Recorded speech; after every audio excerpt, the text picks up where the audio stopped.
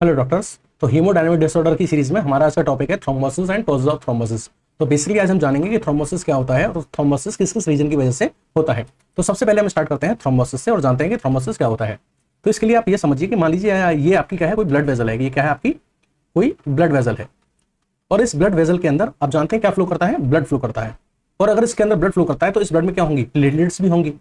अब मान लीजिए किसी भी कॉज की वजह से, किसी भी रीजन की वजह से प्लेटलेट्स एग्रीगेट होना स्टार्ट कर देती हैं, यानी प्लेटलेट्स क्या करती हैं, एग्रीगेशन स्टार्ट कर देती हैं और एग्रीगेशन करके एक प्लेट प्लग का फॉर्मेशन कर लेती हैं। क्या बना लेती हैं, प्लेटलेट प्लग फॉर्मेशन कर लेती हैं। तो इस तरीके से जो एग्रीगेशन ऑफ प्लेटलेट से जो प्लेटलेट प्लग बनके तैयार होता है, इसको हम बोलते हैं प्राइमरी प्लेटलेट प्लग। क्या बोलते हैं, प्राइमरी प्लेटलेट प्लग बोलते हैं। अब इस प्राइमरी प्लेटलेट प्लग के ऊपर क्या होता है कि जो आपकी प्लाज्मा के अंदर, ब्लड के अंदर, इस ब्लड के अंदर प्लाज्मा भी होगा, उस प्लाज्मा में एक सोल्यूबल प्रोटीन होती है। क्या होती है, सोल्यूबल प्रोटीन, जिसको हम बोलते हैं फाइब्रिनोजन। क्या बोलते हैं, फाइब्रिनोजन। ये फाइब्रिनोजन जो है ये इनसॉल्युबल प्रोटीन में कन्वर्ट होती है, बेसिकली इनसॉल्युबल थ्रेड्स में कन्वर्ट होती है, जिनको हम बोलते हैं फाइब्रिन्स। क्या बोलते हैं, फाइब्रिन्स बोलते हैं। ये जो फाइब्रिन्स होते हैं ये इस प्राइमरी प्लेटलेट प्लग की जो प्लेटलेट्स हैं उनके ऊपर आके एक मेसवर्क बना लेता है। क्या बना लेता है, एक मेसवर्क बना लेता है।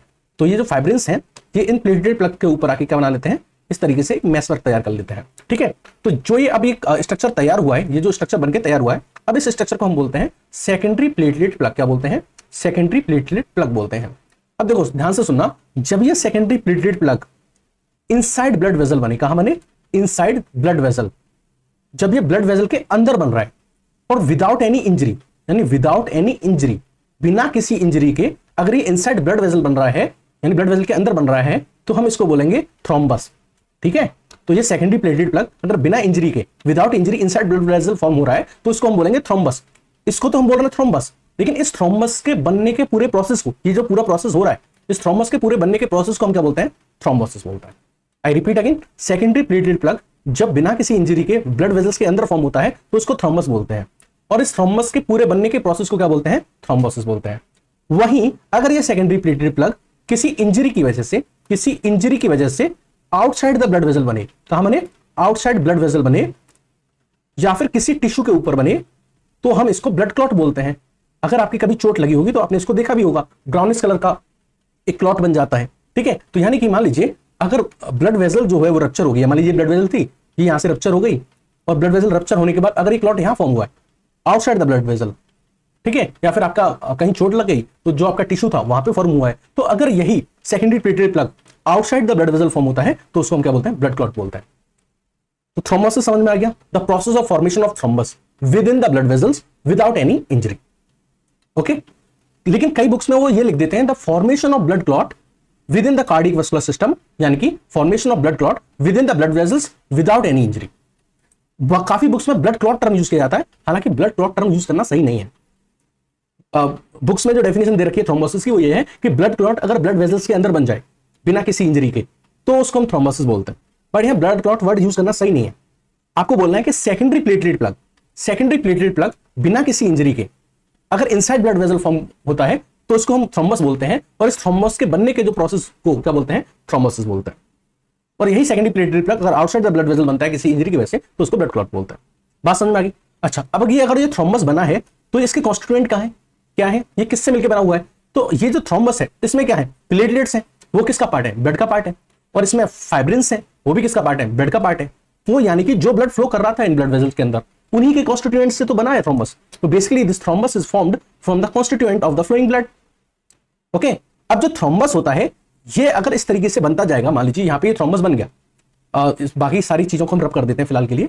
मान लीजिए ये जो थ्रोम्बस था ये इस ब्लड वेसल के अंदर बन गया, तो ये क्या करेगा, जाहिर सी बात है कि जो ब्लड यहां फ्लो हो रहा होगा इस ब्लड को ये ऑब्स्ट्रक्ट करेगा। अब जो ब्लड ये सीधा यहां से ऐसे करके जाना था ये ऐसे करके नहीं जा पाएगा, इसको इस तरीके से जाना पड़ेगा। तो बेसिकली जो थ्रोम्बस बनता है वो ऑब्स्ट्रक्ट करता है किसको, ब्लड फ्लो को ऑब्स्ट्रक्ट करता है, किसके अंदर, हमारे सर्कुलेटरी सिस्टम के अंदर। तो हमारे सर्कुलेटरी सिस्टम के अंदर जो ब्लड फ्लो होता है उसको क्या करता है, ऑब्स्ट्रक्ट करता है। तो ये तो हमने जाना कि थ्रोम्बस क्या होता है। इसी से मिलता जुलता एक शब्द होता है जिसको हम बोलते हैं एम्बुलस। एम्बुलस क्या होता है वो भी आप अभी समझिए, बाद में हम एम्बोलिज्म पूरा एक बहुत डिटेल में टॉपिक पढ़ेंगे। तो मान लीजिए ये क्या था, एक आपका थ्रोम्बस था, ठीक है, जो कहां बना है, विद इन ब्लड वेसल बना है विदाउट एनी इंजरी। अगर मान लीजिए ये जो थ्रोम्बस है इसके टुकड़े हो जाए, ये पीसेस में टूट के इसके क्या हो जाए, इस तरीके से पीसेस हो जाए, ये पीसेस में टूट के, ये थ्रोम्बस पीसेस में टूट के इन ब्लड वेजल्स के थ्रू स्मॉल ब्लड वेजल्स में चला जाए। कहां चला जाए? ये तो बड़ी ब्लड वेजल थी, मान लीजिए यहां से फ्लो होते हुए ये किसी छोटी ब्लड वेजल में चला जाए और वहां छोटी ब्लड वेजल्स में जाके वहां पे ऑब्स्ट्रक्शन पैदा करे तो इसको हम एम्बोलस बोलते हैं। यानी एम्बोलस क्या है? बेसिकली ये पीसेस ऑफ थ्रोम्बस हैं जो फ्लो करके, ब्लड के साथ फ्लो करके चले जाते हैं और कहां चले जाते हैं? स्मॉल ब्लड वेजल्स में चले जाते हैं और वहां स्मॉल ब्लड वेजल्स में जाके ये क्या करते हैं? ब्लॉकिंग पैदा करते हैं। तो आपको थ्रोम्बस समझ में आ गया, थ्रोम्बोसिस समझ में आ गया, ब्लड क्लॉट समझ में आ गया और एम्बोलस समझ में आ गया। ठीक है, चलो एक चीज और हम यहाँ पे डिटेल स्टडी करते हैं कि बेसिकली हीमोस्टेसिस और थ्रोम्बोसिस में क्या डिफरेंस होता है। हीमोस्टेसिस में भी ब्लड क्लॉट का फॉर्मेशन होता है। हीमोस्टेसिस में क्या होता है? ब्लड क्लॉट का फॉर्मेशन होता है। हीमोस्टेसिस होता क्या है बेसिकली?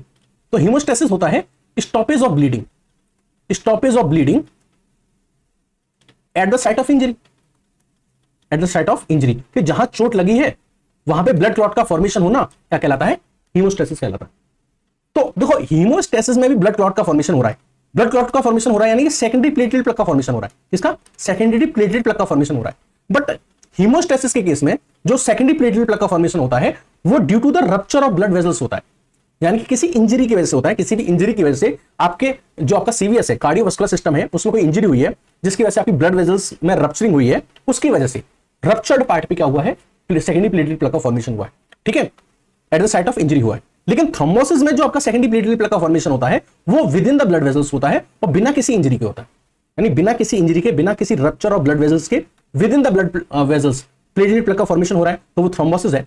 और अगर किसी इंजरी की वजह से at the site of injury, injury की साइट पे अगर सेकेंडरी प्लेटलेट प्लग का फॉर्मेशन हो रहा है तो वो हीमोस्टेसिस है। हीमोस्टेसिस एक फिजियोलॉजिकल फिनोमेना है और हमारे लिए यूजफुल है, क्योंकि आपके कहीं चोट लगी, अब वहां पे आपके ब्लड का ज्यादा लॉस ना हो जाए, तो इसलिए वहां पे क्या बन गया? एक ब्लड क्लॉट बन गया। तो ये एक यूजफुल फिनोमेना है क्योंकि इसने हमारे ब्लड लॉस को बचाया। अगर वो क्लॉट ना बनता तो हमारा ब्लड फ्लो होता रहता। तो ये एक फिजियोलॉजिकल फिनोमेना है जो हमारी बॉडी में नॉर्मली होता है और ये हमारे लिए यूजफुल है। लेकिन थ्रोम्बोसिस जो है वो एक पैथोलॉजिकल फिनोमेना है और हार्मफुल है। आपकी जो ब्लड वेजल्स हैं उनके अंदर नॉर्मली ब्लड फ्लो हो रहा है, अगर मान लीजिए वहां पे इस तरीके से कोई ऑब्स्ट्रक्शन पैदा हो जाएगा, थ्रोम्बस, यहाँ पे कोई थ्रोम्बस आ जाएगा या यहाँ पे कोई ऑब्स्ट्रक्शन आ जाएगा, तो वो तो हमारे लिए हार्मफुल है ना, क्योंकि वो हमारे जो ब्लड फ्लो हो रहा है उसको क्या करेगा? ऑब्स्ट्रक्ट करेगा। वो हमारे नॉर्मल ब्लड फ्लो को क्या करेगा? ऑब्स्ट्रक्ट करेगा। अगर ब्लड फ्लो ही ऑब्स्ट्रक्ट हो जाएगा तो आपको पता है कि जो ये ब्लड वेजल्स थी, मान लो ये कोई आर्टरी थी और ये आर्टरी थी तो ये किसी बॉडी ऑर्गन को ब्लड ले जा रही होगी। तो मान लीजिए ये इस ऑर्गन को ब्लड ले जा रही थी, अगर यहां पे मान लीजिए थ्रोम्बस आ गया जिसकी वजह से जो आपका ब्लड का जो फ्लो था वो क्या हो गया? इंपेयर हो गया। तो इस ऑर्गन तक क्या होगा? ब्लड की सप्लाई नहीं हो पाएगी। तो इस ऑर्गन में क्या हो जाएगा? इस्केमिया हो जाएगा, यानी कि रिड्यूस्ड ब्लड सप्लाई हो जाएगी। और रिड्यूस्ड ब्लड सप्लाई हो जाएगी तो इस ऑर्गन के अंदर हमको नेक्रोसिस यानी कि टिश्यू डेथ भी देखने को मिल सकती है, सेल डेथ भी देखने को मिल सकती है। तो इसलिए जो थ्रोम्बोसिस है वो हार्मफुल फिनोमेना है, जबकि हीमोस्टेसिस जो है वो यूजफुल फिनोमेना है। हीमोस्टेसिस कैसे होता है उसका मैंने आपको बताया था प्रीवियस लेक्चर में कि जब आपकी कोई इंजरी होती है तो जहां इंजरी होती है वहां की जो एंडोथेलियम है वो डैमेज हो जाती है। यानी आपकी ये ब्लड वेजल थी, क्या थी? ब्लड वेजल थी। ये अगर आपकी ब्लड वेजल है तो इस ब्लड वेजल्स में ये जो लेयर होती है ये होती है एंडोथेलियल सेल्स की। किसकी लेयर होती है? ब्लड वेजल्स की जो वॉल होती है वो इन एंडोथेलियल सेल्स से मिलकर बनी होती है।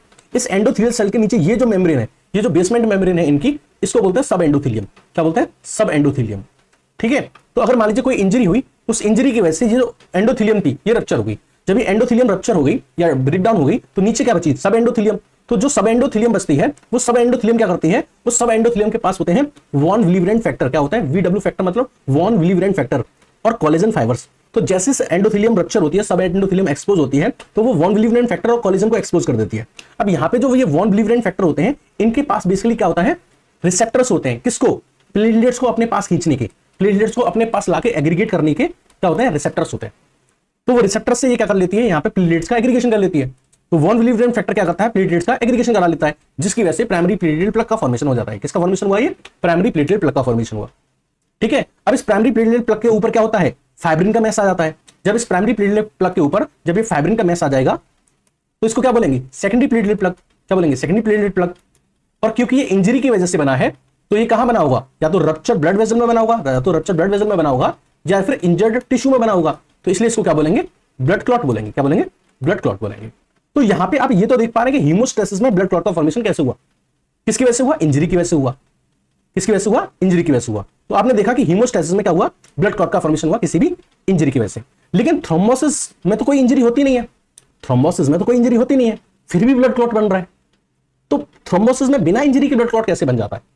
मान लो अगर इंजरी होती तो हम समझ सकते थे कि एंडोथेलियम चली गई होगी, सब एंडोथेलियम ने विलिवरेंट फैक्टर और वॉन विलिवरेंट फैक्टर और कोलेजन को एक्सपोज कर दिया होगा, वॉन विलिवरेंट फैक्टर ने प्लेटलेट्स को अपने पास खींच लिया होगा और प्लेटलेट प्लग बना दिया होगा। तो यहां तो समझ में आता है कि चोट लगी है तो ब्लड क्लॉट बना है, लेकिन बिना किसी इंजरी के थ्रोम्बस का बनना या थ्रोम्बोसिस का होना ऐसे कैसे हो जाता है कि आपकी नॉर्मल ब्लड वेजल थी, मान लीजिए क्या थी, आपकी एक नॉर्मल ब्लड वेजल थी जिसमें आपकी जो ब्लड या प्लेटलेट्स थी वो नॉर्मल इस तरीके से फ्लो कर रही थी, फिर अचानक पता नहीं क्या हुआ कि जो प्लेटलेट्स थी वो एग्रीगेट हो गई बिना किसी इंजरी के। तो जानते हैं कि थ्रोम्बोसिस कैसे होता है।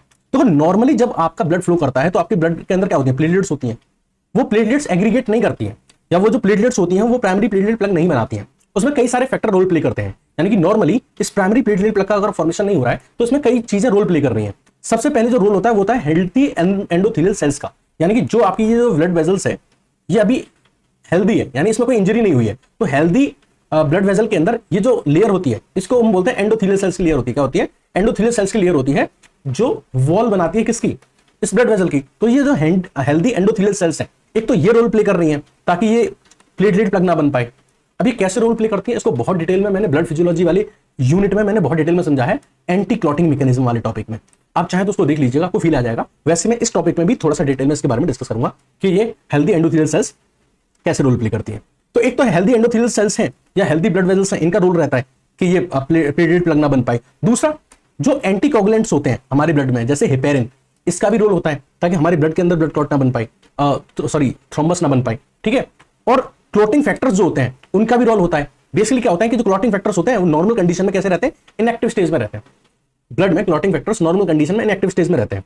तो ये तीनों चीज है, हेल्दी एंडोथेलियल सेल्स का रोल, एंटीकोगुलेंट्स का रोल और क्लॉटिंग फैक्टर का नॉर्मल स्टेट में इनएक्टिव फेज में रहना। ये तीनों चीजें जो होती हैं वो नॉर्मल कंडीशन में इस ब्लड वेजल के अंदर नॉर्मल कंडीशन के अंदर प्लेटलेट प्लग का फॉर्मेशन नहीं होने देती या फिर थ्रोम्बस का फॉर्मेशन नहीं होने देती। अच्छा, तो फिर थ्रोम्बस होता कैसे है, कॉज ऑफ थ्रोम्बोसिस क्या है, कॉज ऑफ थ्रोम्बोसिस क्या है, वो कौन सी एबनॉर्मलिटी है जिसकी वजह से थ्रोम्बोसिस होती है, या फिर इस थ्रोम्बस का फॉर्मेशन होता है, या फिर इस प्राइमरी प्लेटलेट प्लग का या सेकेंडरी प्लेटलेट प्लग का फॉर्मेशन होता है। तो चलिए स्टार्ट करते हैं और डिटेल में डिस्कस करते हैं। सो बेसिकली 3 मेन कॉज होते हैं जिसकी वजह से थ्रोम्बोसिस होती है और जो थ्रोम्बोसिस को लीड करते हैं। पहला जिसमें है एंडोथेलियल इंजरी, यानी कि आपकी जो ब्लड वेजल थी, ब्लड वेजल की जो इनर वॉल थी जो एंडोथेलियल सेल से मिलकर बनी हुई थी, अगर इस वॉल में क्या हो जाए, इंजरी हो जाए, यानी इन एंडोथेलियल सेल्स में क्या हो जाए, इंजरी हो जाए। दूसरा जो कॉज हो सकता है वो है एबनॉर्मल ब्लड फ्लो। बेसिकली क्या होता है कि आपके जो ब्लड वेजल्स हैं उनके अंदर लेमिनार ब्लड फ्लो होता है, यानी ब्लड जो होता है वो इस तरीके से सीधा सीधा फ्लो करता है, यानी कि लेमिनार ब्लड फ्लो होता है। लेकिन मान लीजिए किसी भी रीजन की वजह से एबनॉर्मल ब्लड फ्लो देखने को मिले, स्टेसिस देखने को मिले, यानी कि ये ब्लड फ्लो ना हो, ब्लड क्या हो, किसी भी रीजन की वजह से मान लीजिए कोई ऑब्स्ट्रक्शन आ गया जिसकी वजह से ब्लड जो है वो यहीं एक्यूमुलेट हो गया, यानी स्टेसिस हो गई, तो ब्लड क्या हो गया, स्टेसिस हो गया। दूसरा टर्बुलेंस देखने को मिला। टर्बुलेंस का क्या मतलब होता है, जैसे आप ये समझिए कि कहीं किसी भी मान लीजिए कोई नदी है या कुछ भी है, तो यहाँ पे बहुत तेजी से ब्लड फ्लो हो रहा है। अब आपने क्या किया कि यहाँ पे एक बहुत बड़ा मान लीजिए पोल बना दिया, यहाँ पे क्या बना दिया, पोल बना दिया। तो जब यहाँ पोल बना देंगे तो जो ये ब्लड ऐसे सीधे सीधे फ्लो कर रहा था, अब वो इस तरीके से क्या शो करेगा, टर्बुलेंस शो करेगा। आपने फिजिक्स में पढ़ा होगा turbulence blood flow, turbulence flow. तो या तो एबनॉर्मल ब्लड फ्लो में आपको स्टेसिस देखने को मिलती है, ब्लड कहीं रुक गया है, कंजेशन हो गया ब्लड का, या फिर टर्बुलेंस ब्लड फ्लो आपको देखने को मिल रहा है, तो उसकी वजह से भी क्या होती है, थ्रोम्बोसिस होती है। तीसरा जो रीजन है वो ये है कि हाइपर कोएगुलेबिलिटी, ठीक है, हाइपर कोएगुलेबिलिटी। इसका मतलब ये है कि आपका ब्लड ज्यादा टेंडेंसी शो करे क्लॉट करने के लिए, यानी कि आपके ब्लड के अंदर हाई टेंडेंसी जनरेट हो जाए क्लॉट होने की। अब इसका क्या रीजन हो सकता है, तो इसके कुछ जेनेटिक रीजन हो सकते हैं जिसकी वजह से ब्लड जो है वो हाइपर कोएगुलेबिलिटी शो कर रहा है, या फिर इसके कुछ एक्वायर्ड रीजन हो सकते हैं, यानी कुछ डिसीज हुई हो पर्सन को जिसकी वजह से उसका जो ब्लड है वो हाइपर कोएगुलेबिलिटी शो कर रहा है, ठीक है। ये जो तीनों फैक्टर हैं इनको विरकोज ने डिस्क्राइब किया था, इसलिए इनको कलेक्टिवली हम कहते हैं विरकोज ट्राइड। तो विरकोज ट्राइड से हम इनको समझते हैं, एक ट्राइड बनाते हैं, एक ट्रायंगल बनाते हैं इस तरीके से, जिसको हम विरकोज ट्राइड बोलते हैं। इसमें तीनों फैक्टर को रखते हैं। तो पहला ये तो है एंडोथेलियल इंजरी, एंडोथेलियल इंजरी जिसकी वजह से क्या होगा, थ्रोम्बोसिस होगा। दूसरा जो है वो है आपका abnormal blood flow, abnormal blood flow. और तीसरा है हाइपर कोएगुलेबिलिटी, ठीक है। इन तीनों रीजंस की वजह से क्या हो रहा है, थ्रोम्बोसिस देखने को मिल रहा है, ठीक है। तीनों को कलेक्टिवली क्या बोलते हैं, विरकोज ट्राइड बोलते हैं। अच्छा, अब एंडोथेलियल इंजरी हो रही है तो इसका भी कोई रीजन होगा कि क्यों जो आपकी ब्लड वेजल्स है उनकी वॉल जो है, जो एंडोथेलियल सेल से मिलकर बनी है, उनके अंदर रप्चरिंग हो रही है या वो डैमेज हो रही है।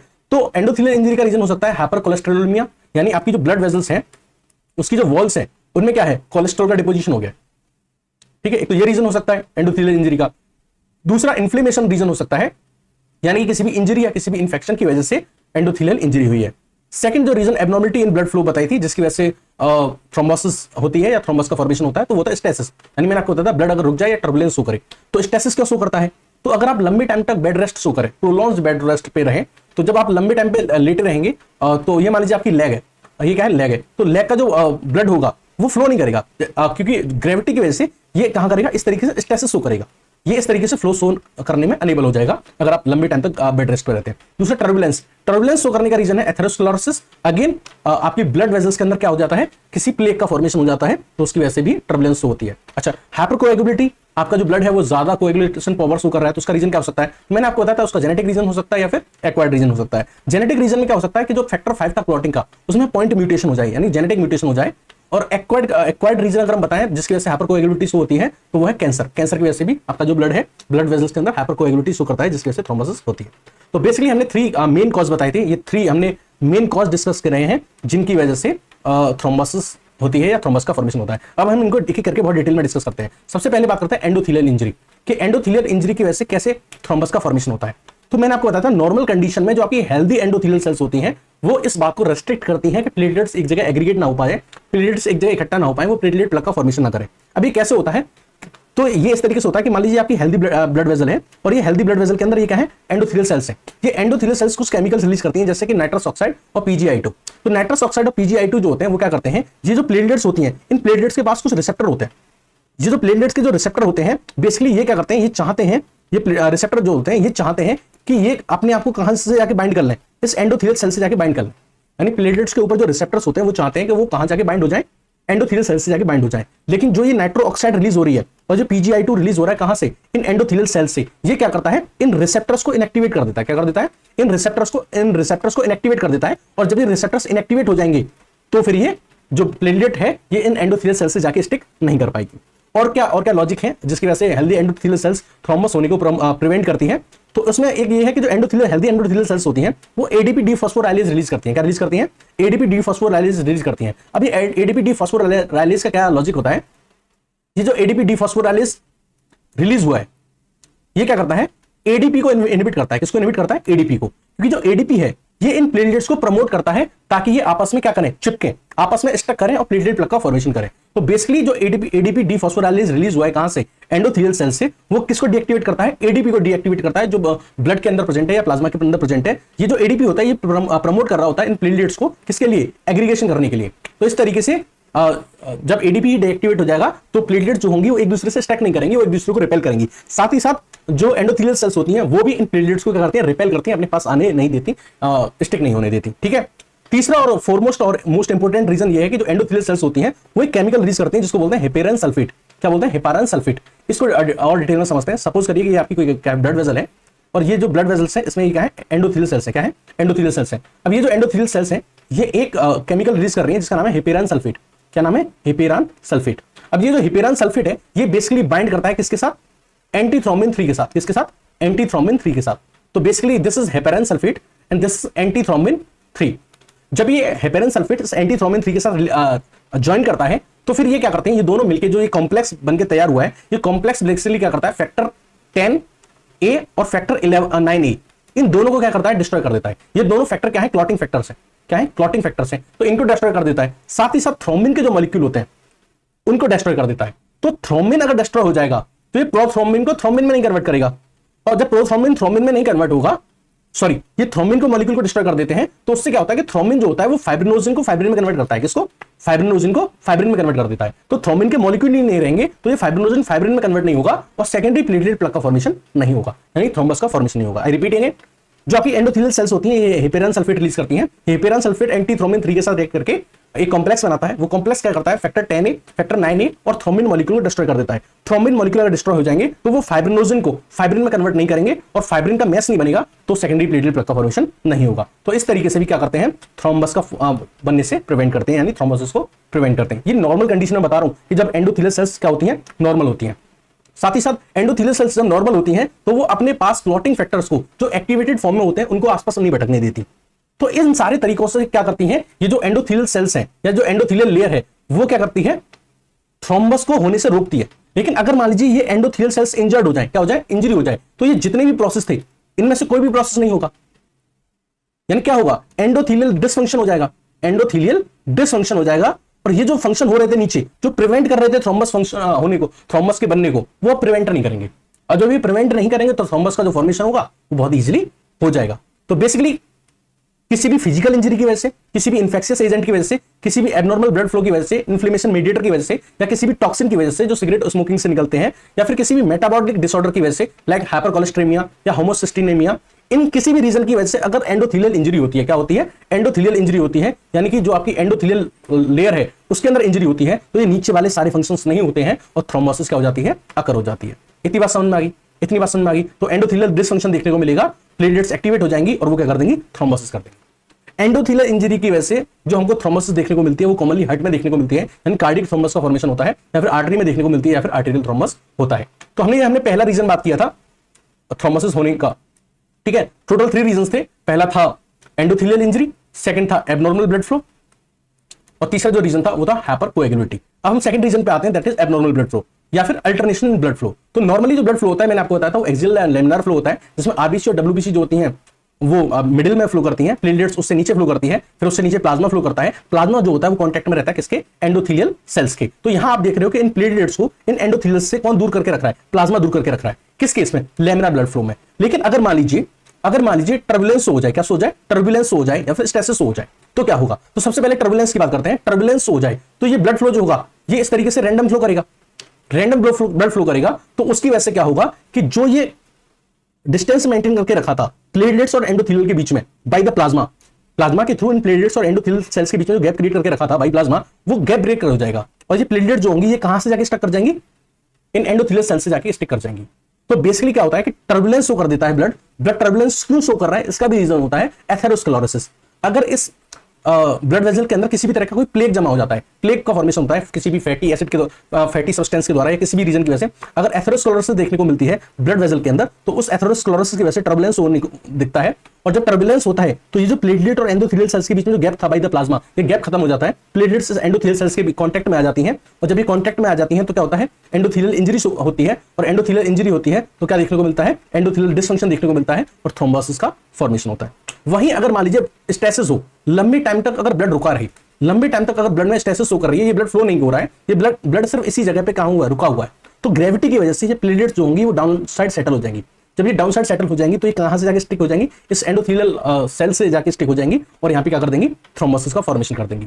टर्बुलेंस की वजह से जो थ्रोम्बोसिस देखने को मिलती है वो आर्टरी और हार्ट में देखने को मिलती है, that is arterial thrombus and cardiac thrombus. और स्टेसिस की वजह से जो थ्रोम्बस आपको देखने को मिलता है वो वेन्स में देखने को मिलता है, जिसको हम वीनस थ्रोम्बस कहते हैं। ठीक है, तो ये हमने बात की थी due to the abnormal blood flow. अब हम अपने थर्ड एंड लास्ट के बारे में बात करेंगे, हाइपरकोएगुलेबिलिटी। तो हाइपरकोएगुलेबिलिटी की वजह से भी थ्रोम्बस का फॉर्मेशन देखने को मिलता है। हाइपरकोएगुलेबिलिटी मतलब आपका जो ब्लड है वो ज्यादा टेंडेंसी शो कर रहा है थ्रोम्बस फॉर्मेशन की, सेकेंडरी प्लेटलेट प्लग फॉर्मेशन की। इस कंडीशन को हम थ्रोम्बोफिलिया भी बोलते हैं, जिसकी वजह से जो ब्लड की जो टेंडेंसी होती है क्लॉट होने की या सेकेंडरी प्लेटलेट प्लग बनाने की with in the blood vessels without injury, वो इंक्रीज हो जाती है। ठीक है, हाइपरकोएगुलेबिलिटी की वजह से जो हमें थ्रोम्बस फॉर्म देखने को मिलता है वो मेनली वेन्स में देखने को मिलता है, यानी वीनस थ्रोम्बस देखने को मिलता है। हाइपरकोएगुलेबिलिटी का रीजन क्या है, तो मैंने आपको बताया था जेनेटिक रीजन हो सकते हैं या फिर एक्वायर्ड रीजन हो सकते हैं। जेनेटिक रीजन में मैंने बताया था अगर पॉइंट म्यूटेशन देखने को मिले या तो फैक्टर 5 जीन में, फैक्टर 5 जो होता है ब्लड क्लॉटिंग का उसके जीन में, या फिर प्रोथ्रोम्बिन जो हमारा मॉलिक्यूल होता है उसके जीन में अगर मान लीजिए पॉइंट म्यूटेशन देखने को मिलता है तो उसकी वजह से हाइपरकोएगुलेबिलिटी होती है। साथ ही साथ अगर आपके ब्लड के अंदर फैक्टर 11, 9 और 8 फैक्टर 8, 9 और 11 और फाइब्रोनोजिन का अमाउंट अगर आपके ब्लड के अंदर इंक्रीज हो जाता है तो उसकी वजह से भी हाइपरकोएगुलेबिलिटी आपका ब्लड शो करता है। एक्वायर्ड रीजन में क्या क्या हो सकता है, कैंसर हो सकता है, प्रोलॉन्ग्ड बेड रेस्ट हो सकता है, एंटी फॉस्फोलिपिड एंटीबॉडी सिंड्रोम हो सकता है जिसकी वजह से हाइपरकोएगुलेबिलिटी शो करेगी। साथ साथ हेपेरिन इंड्यूस्ड थ्रोम्बोसाइटोपेनिया सिंड्रोम, इसकी वजह से भी जो आपका जो ब्लड होता है वो हाइपरकोएगुलेबिलिटी शो कर सकता है। So this was all about the thrombosis and cause of thrombosis. ये वीडियो आपको कैसा लगा प्लीज कमेंट सेक्शन में बताइएगा। Thank you and have a nice day.